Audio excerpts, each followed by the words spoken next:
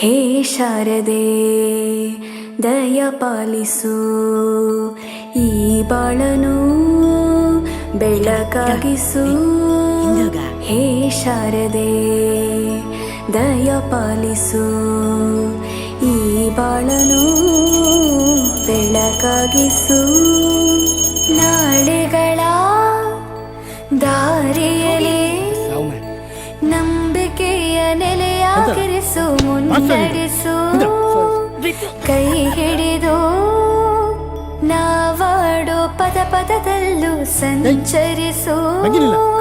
ಹೂವಲ್ಲಿ ಜೇನು ಗುಳಿ ಕಟ್ಟದೇನು, ನೀರಲ್ಲಿ ಮೀನು ಅಡಿ ಮುಟ್ಟದೇನು, ಆ ದೈವದಾಜ್ಞೆನೇ ಎಲ್ಲಾನು.